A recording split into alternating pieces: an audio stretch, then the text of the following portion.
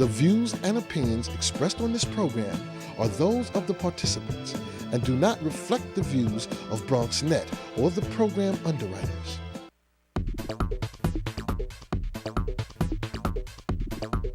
BronxNet. Your voice, your views, your vision. Welcome to today's Verdict, the show that gives you your legal rights and options. I'm your host and trial attorney for the next 30 minutes, David Lesch.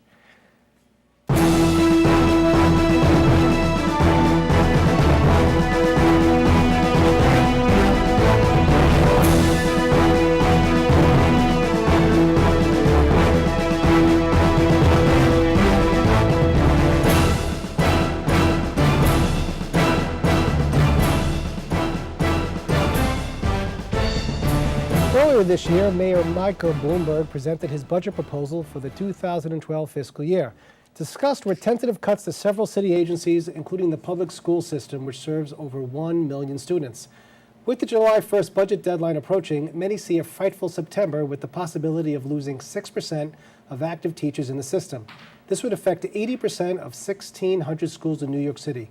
Let's take a look at what the mayor had to say. It's the country's biggest public school system. More than 1 million students attend New York City schools. Now the mayor wants to lay off 8% of all public school teachers. We have the best teachers in the nation, and so when we talk about teachers' layoffs, which has serious consequences for real people, it is not for lack of city funds. The budget assumes that we will lose about 6,000 teachers through layoffs and attrition. The mayor says he's forced to make the cuts because the city has lost nearly $2 billion in state and federal money. Though the city recently found it has $2 billion in unexpected tax revenue.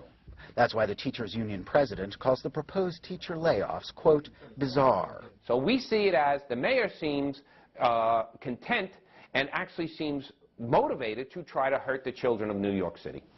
White House Education Secretary Arne Duncan says it's happening everywhere. These are just very tough budget times. That's the reality. We're calling it the new normal. In New York City, this would be the most significant layoff of teachers since the 1970s.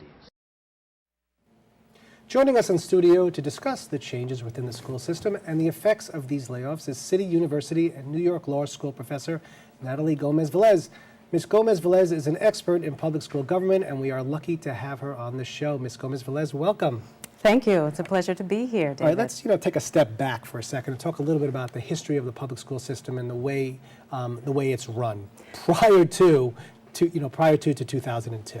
Okay, I think it's really important to have a conversation about both the governance structure and all of the fights that have happened to get us to where we are, facing these tremendous teacher layoffs that really would be disastrous. And I think when we think about how the concerns that we have around these layoffs, we've really got to connect it to the governance structure that we've had since mayoral control in 2002, which was restored again in 2009, which really cuts out the ability of parents and other stakeholders to have their voices heard on discussions about public education that are really important to all of us. For some of the newer parents, what was it like before 2002? Well, before 2002, there was a lot of complaints about a Board of Education that had little accountability because there were several stakeholders involved. There were appointees by various elected officials. The mayor had some appointees. The borough presidents had a role, et cetera. And so what people complained about was that people would point fingers at each other. On the other hand, though, it was designed with 32 school districts that were designed to have a decentralized process feeding into a centralized process. There were a lot of complaints about school failures, lack of accountability that then led to a broader push for mayoral control. Which is what Mayor Bloomberg ran on. One of the things that he ran on was he was going to reform the school system.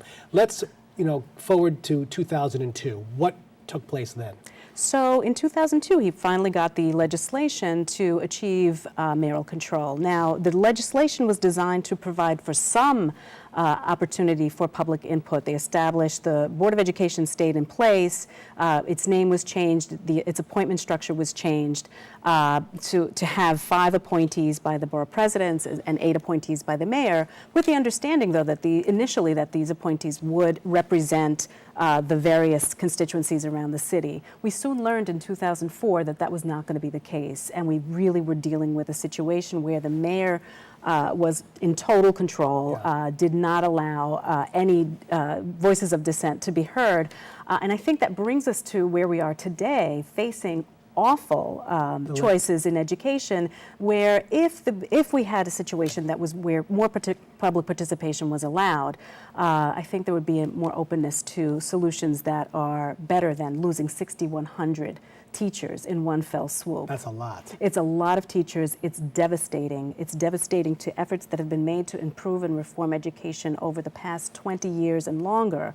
And it takes strides that people have made and basically guts them completely. I don't understand why the mayor is taking this tack. It would damage not only teaching and now, what happened in 2009?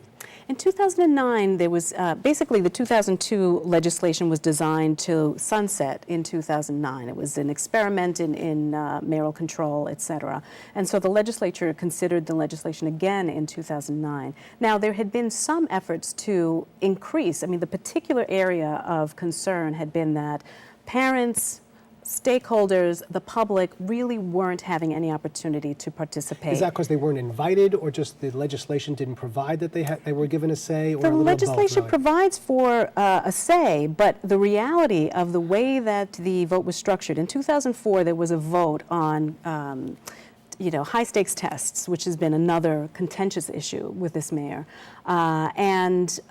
Summarily, basically, the votes had laid out in a way that where the matter was going to fail. In other words, making retention decisions based on a single test was about to fail. The mayor just summarily fired the three of the representatives that he appointed who were going to vote against it and decided to vote for them. I think that has always been the criticism of Mayor Bloomberg, is that he seems to take so much control over a particular issue. And that's different from the design of the mayoral control legislation that we have, but the reality is once people see that their input doesn't matter, then I think we're in a very difficult situation. Let's talk about the layoffs, all right? Because we're dealing with a situation where the city is hemorrhaging money. It doesn't have money, obviously, and somehow we're trying to save in every possible place we can get, whether it's police, fire, anywhere we can do. And obviously, teachers are getting cut. Was this a rash decision? What's your opinion on it? Well, I think my opinion on that is related to not listening to other options for how we might both raise revenue and look at other places for reductions. For example, there are a number of advocacy organizations that have offered alternatives to these teacher layoffs, including looking at other places, looking at the Chancellor's press office. Let's reduce that. Let's look at revenue raising in places where we've had given tax breaks that no longer can be sustained. Let's look at that. Let's look at some of the no-bid contracts and other contracts that are not doing anything good that we can tell, and let's make cuts there. What does this do to a classroom, by the way? Oh, it's devastating. What it does to a classroom, what it does to a school and a community. One, you'll have already class sizes are increasing. I think you're going to hear a little bit more about that with advocates. What you're able to offer in a school, if you're an administrator of a school, there's so much emphasis on test taking and test scores only that a number of the things that really light kids up about going to school, you won't be able to offer. You won't have the teachers available to do that. Professor, let me ask you. All right, let's say Michael Bloomberg was talking to you. What would you do? What would you do to try and listen? The money. It's tough to get to have the money to keep all the teachers. Obviously, nobody wants layoffs. But what would you do to try and remedy the situation? I would urge him to listen to the range of advocates who are saying there are other ways to address the budget issues. This is not the way to do it. It just destroys a foundation that has been built over so many years to improve education. So look in other places, both on the revenue side and on the expenditure side. There are other places where things could be cut. If you have Citizens Budget Commission and Cranes and everyone agreeing that this is not the way to go to balance the budget, he should listen. And that's been the key thing around governance that's been a problem. Well, this is a really an issue that we're going to explore for the rest of the show. So just hang out, okay? Because we're gonna have to take a quick break. But stay with us, because coming up, we'll continue discussing teacher layoffs and New Yorkers' reactions. We'll be right back.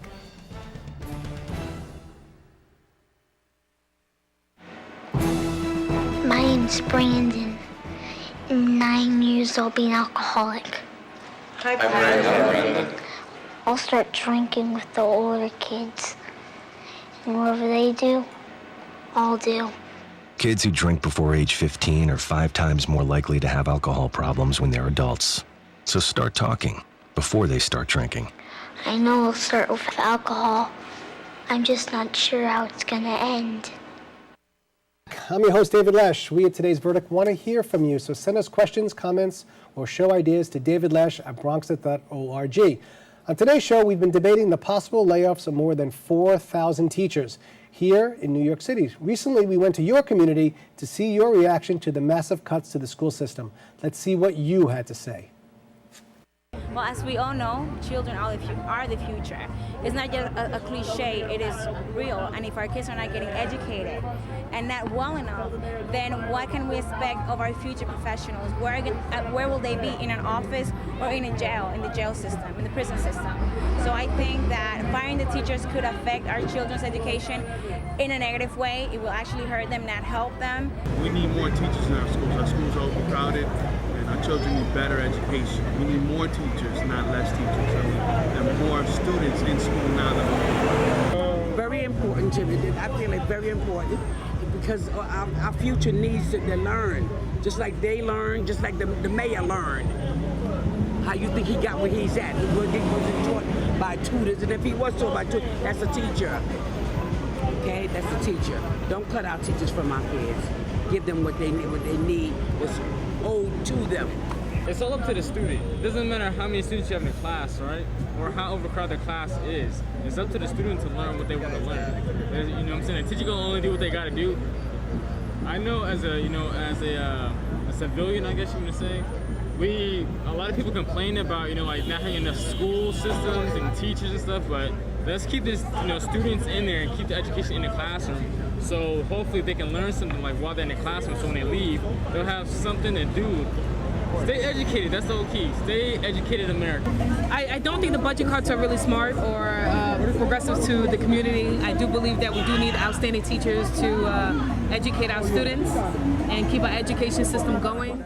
Joining us on today's show is Professor Natalie Gomez-Velez, who is here to share her expert insight on the possible effects of school layoffs, including their effects on student rights. Once again, thanks for being with us. Thank now, you for Professor, having me. I grew up in the public school system in Queens, elementary school, junior high school, and high school as well. Some schools of the three, some were better than others. The student-teacher ratio when I was in school was approximately 28 students to every teacher. What's it like now? Oh, it's ranging. It's interesting because it's been, and I think you're going to have a guest later who has really detailed information about this.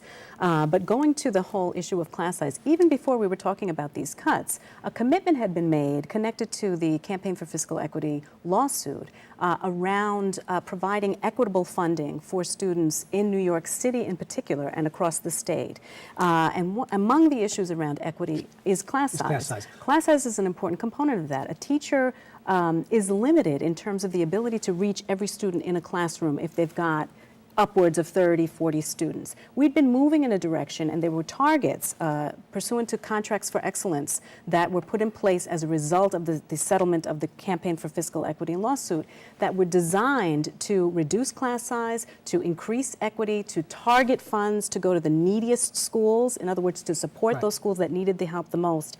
All of that, with these budget cuts, is just going to be trashed completely with the stroke of a pen. So these are commitments that have been made. The Campaign for Fiscal Equity lawsuit started back in the 90s and was fought hard for so many years, was settled. There was agreement about the additional funding that was needed and that funding needed to be targeted. These cuts are going to hit the neediest schools, the neediest districts the most. Let's talk about some of the lawsuits. I mean, there's not just one, there seems to be multiple lawsuits. There are multiple lawsuits going on at this time.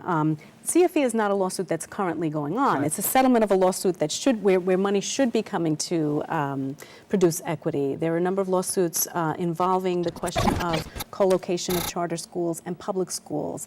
What do you mean? Questions Well, explain that class to the size. viewers. Well, it's an interesting thing. One of the issues we've seen with mayoral control and also with some of the reforms that we're seeing involves privatization and corporatization, the introduction of competition in education. And there's a way in which that's appealing to some parents. Is that a bad thing? Well, it's a bad thing if policymakers are putting parents and students in a position where they are fighting for what every single parent and student should be getting, a sound basic education.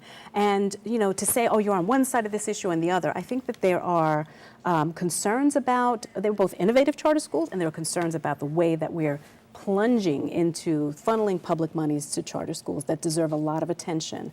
What I really think is a problem, though, is pitting parent against parent and student against student, when what really should be done is focusing on providing a sound, excellent education for every student and doing that equitably. And I don't think that's what we're seeing now. So what we're seeing with, for example, the NAACP and the teachers' lawsuit about co-location in the same building of charter schools with existing public schools, that there's a fight going on for resources that you can't blame either one side or the other on the parents or the students, but you have to blame the policymakers. How are they creating a condition like this? We're going to come back, and I want to talk more about that. Very, very interesting and timely topic, actually.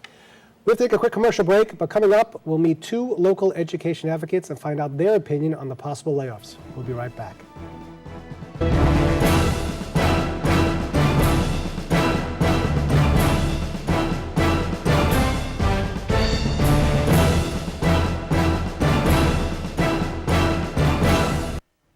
You know, when I was younger, man, my brother was the one who really took care of me, man. Is that right? Hey, he'd wake me up in the morning, get me ready for school, take a shower, make me some breakfast. Where your brother at now?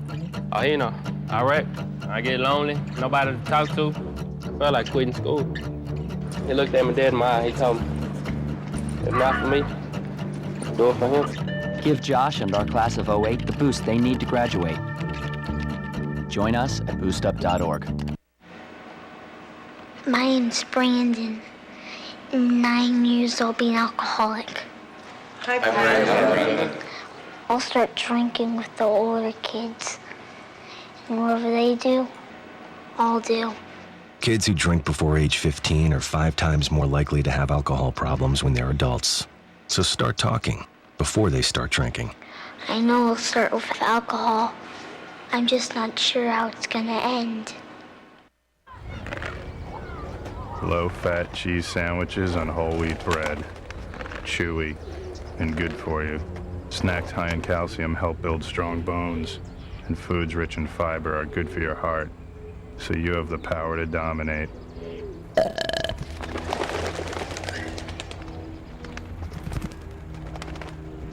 Can your food do that? Run, throw, think, eat better.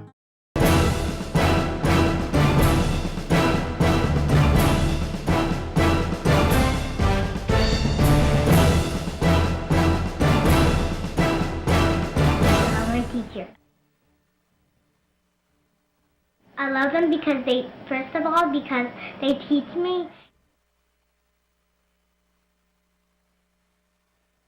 And I like to do things with a lot of activities that everyone can do and enjoy. She helps you understand it and how it connects to your life and the real world. And she doesn't just help you in her subject alone, she also helps you just in general. She helps you through the whole getting and adjusting to high school process. I like how she brings us on a lot of trips, and those trips help us learn new things. And she teaches us individually, except for the kids who really need it. If she can tell, like, if somebody's having trouble, and she, like, helps them out. It's really good to have teachers that like what they're teaching, so they understand it and they really love what they're doing, so they bring that to their lessons. She helps us with everything when we need help, and she's really supportive if anything happens at home. They spend time and energy on helping us build our dreams and accomplishing our hopes. Well, the kids that you're going to be taking away education from, it's them that's going to be running your future, so you should probably educate them so they can do a good job. I think that this is a bad idea because it will hurt future generations if they don't have proper education. When kids like their teachers and suddenly they just get fired, it's not very nice, and it would be very hard for them. I think they should just save those teachers and they shouldn't fire them. I'd like to see him go into schools right now and try and deal with that many kids in the classroom. I mean, my teachers who have been trained to do this have so much trouble. It's ridiculous. I think he's crazy if he cuts class sizes because they're already big enough as it is, and it wouldn't really be fair. I have 38 kids in my class, and if he thinks that it's even possible to learn anything with any more, he's out of his mind. Mayor Bloomberg, I don't want you to fire my teachers because they're really important to me, and I'm really going to miss them if you fire them, so please don't fire them.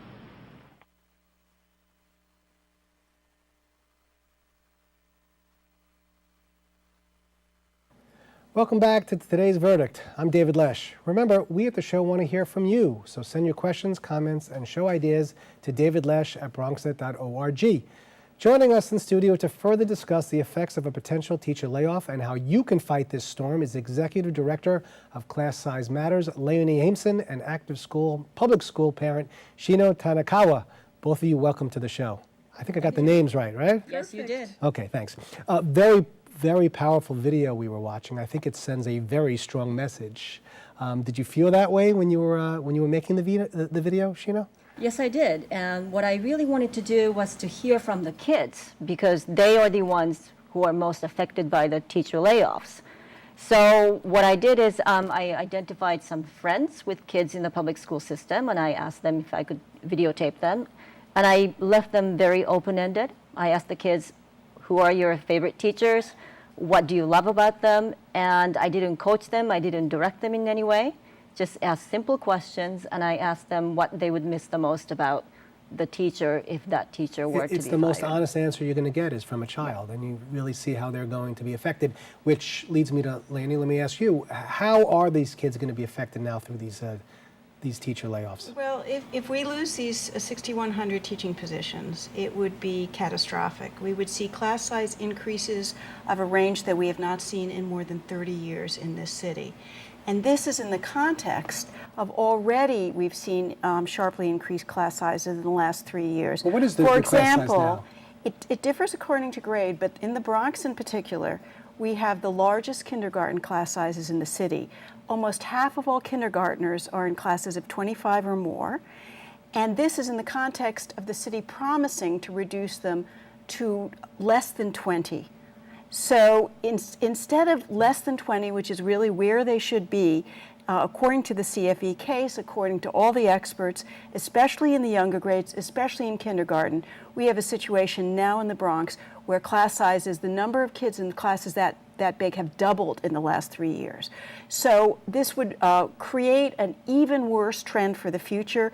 All the research is absolutely crystal clear that the start you get in life and in school has a huge determining effect on where you are later in life, and there's no factor that's more important than class size. Are we also going to see some closings of schools as well, or grades being moved to other schools? Or is it basically the student-to-teacher ratio that's the most affected here? Well, actually, we're seeing a lot of school closings anyway, but that's not actually related to the budget cuts. That's a policy decision on the part of the Department of Education. And one of the recommendations that we've made is to stop the school closings and the new school openings because that's actually very expensive, and that's will cost us $15 million next year to close schools and open up new schools in their place. So this is one of the ways in which we think the city is actually wasting money. Another way is the sharp rise in private contracts and consultants. So we projected that if you just cut down the increase in private contracts and consultants by 2/3, you could save $400 million, which would save all those teaching positions and more. What are those private contracts for? Privately contracting to have other teachers come in? I'm not quite sure what they are. There's a whole range of things that we contract out. Some of them are difficult to eliminate or to reduce. We spend over $1 billion a year on busing contracts that are not competitively bid. They're sole source contracts, and the amount is going up every year. So they should be renegotiating those contracts. A lot of the contracts are for testing.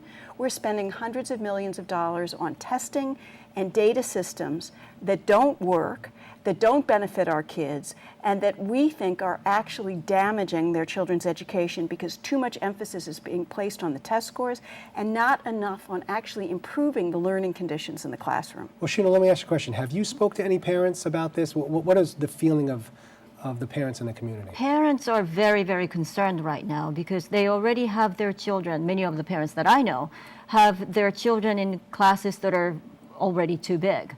My third grade daughter is in a class with 28 kids, and that's a pretty normal size class for my school. And parents are feeling that class size already, and they're afraid of having that class size increase to even more.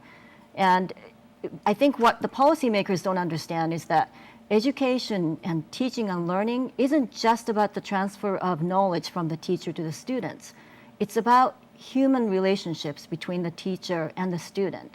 And that's one thing that I learned talking to the kids when I made the video. They really cherish that relationship with a teacher. And that is going to be compromised when there are so many more extra kids in the classroom, when the teacher cannot really pay attention to individual students the way they really should. Well, Lanny, let me ask you a question. Do you think this is going to affect test scores? Is it going to affect graduation It's going to affect rates? Well, I don't know about graduation rates because graduation rates are pretty much fixed. Okay. It's a scam going on in our schools. The teachers are told to pass kids, pass the regions. They need to get those graduation rates up, or they fear losing their schools and losing their jobs. Graduation rates are going up. It has nothing to do with learning. It has nothing to do with how bright a child actually is. Or whether they're learning anything in school at all. But I can tell you that, just for a simple contrast, the class size averages outside New York City and the rest of the state are 20 in all grades. And yet here in New York City, in many schools across the city, we're at 30, 34 or more. And next year, what we imagine is going to happen, what the DOE is planning for, is class sizes in grades K through 3 at 28 and 32 to 34 in the rest of the grades. And that would be disastrous for our kids. Learning would definitely be diminished. Disciplinary referrals go way high, sky high when class sizes are increased because kids feel like their needs aren't being addressed. A whole range of negative effects on our school in terms of student engagement and really being able to reach each kid where their level is. So tell me, how are you fighting this? What do you do? Is it through lawsuits, or are you picketing? How are you getting the word out? We're doing lots of rallies. We're telling people to call their city council members. We're meeting with the speaker tomorrow, Speaker Quinn, to just impress upon her how important this is to parents. We believe that everything else in the DOE's budget should come after saving those 6,000 teaching positions, and yet over and over, their priorities are otherwise. Increasing the bureaucracy, increasing computers. The DOE wants to spend over $1 billion next year on technology contracts. Well, here's the thing.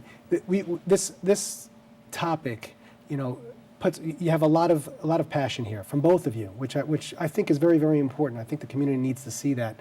We're in tough economic times, but I think the last place we really want to cut is teachers. And hopefully you guys, maybe you ladies can come back and we can discuss it again in the next couple of months and see if the layoffs actually went through. Is that We would love that. I'd love come to. back? Yes. Thank you so much. Terrific. All right.